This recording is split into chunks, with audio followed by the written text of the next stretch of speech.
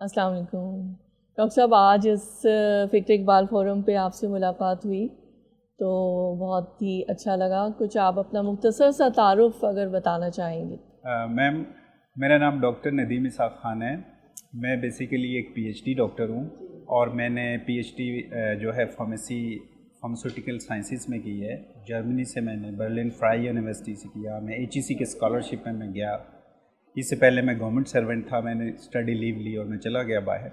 जब उस एक इंटेलेक्चुअल फोरम में मैं गया तो अल्लाह रब्बुल इज़्ज़त ने मुझे एक चांस दिया। मैं एक मैच्योर एज में गया था तो मैंने कुरान, इकबाल और रूमी को रिलेट करके पढ़ा। मैंने 3 साल तक ये पीएचडी की।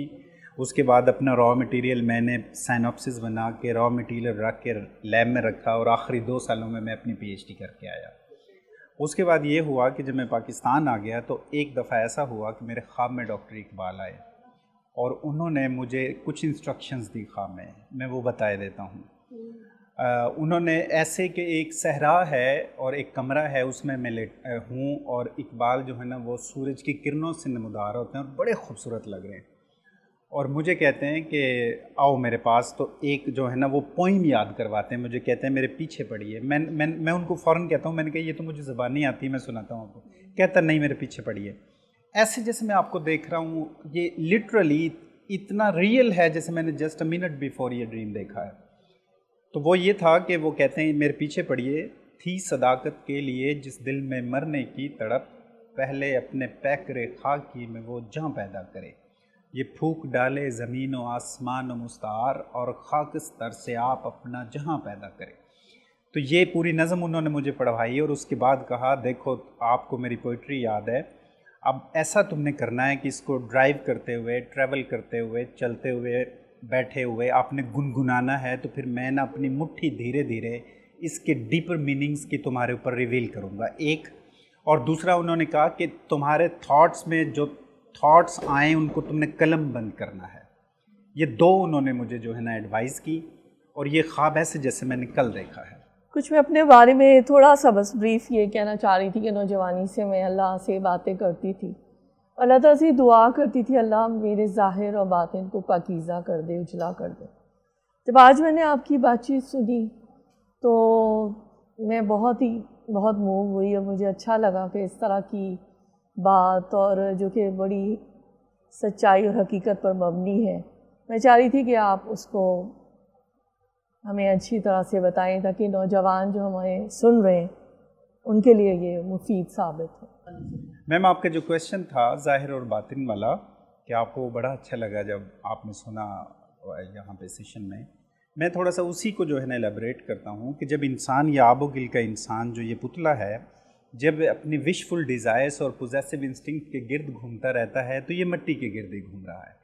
जो ही ये थोड़ा सा ऊपर उठता है और अपने बातिन की तरफ झांकता है तो ये अपना मुंह धोता है और गारे मिट्टी का ये बदन जो है वो किसी और थोड़ा सा सेंसिस से इवॉल्व किया है तो ये बातिन की तरफ जाता है। जब बातिन में ये डाइव करता है तो फिर इसको ख़जाने नज़र आते हैं। लेकिन बातिन में डाइव करने के जो पैरामीटर्स हैं, फिर ये एकदम आदमी से इंसान बन जाता है। ये इंसान बना है।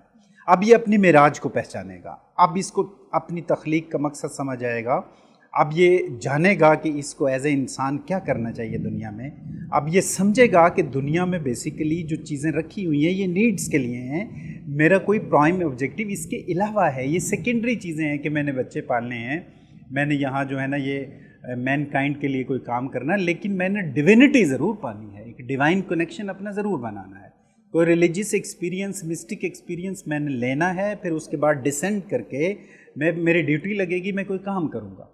तो ये बेसिकली बातिन का सफ़र जो है ये होता शुरू किससे है? ये अल्लाह की याद से शुरू होता है, ये अल्लाह के ज़िक्र से शुरू होता है, ये इस्माए हुस्ना के ज़िक्र से शुरू होता है, ये लताइफ़ के ज़िक्र से शुरू होता है। जो हमारी रूह है इसके कुछ स्पिरिचुअल कनेक्शंस हैं, पॉइंट्स हैं।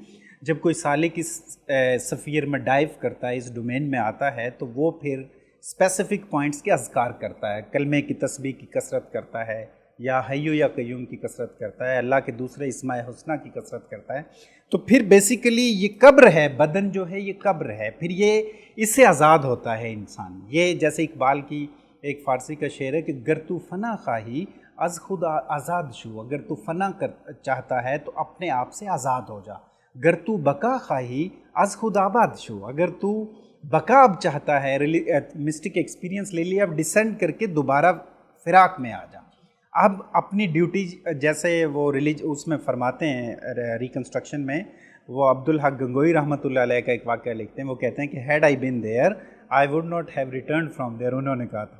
اور کہتے ہیں کہ مسٹک اور پروفیٹک ایکسپیرینس میں یہی فرق ہوتا ہے کہ مسٹک وصل میں ہی رہنا پسند کرتا ہے کیونکہ اس میں ایکٹسی ہے, اس میں جذب ہے, جبکہ وہ اقبال جو ہے وہ فراق کے قائل ہیں کہ نبی صلی اللہ علیہ وسلم واپس آ کے انہوں نے ایک نظام دیا, مین کائنڈ کے لیے ایک ماڈل بنے, ایک پورا سسٹم دیا.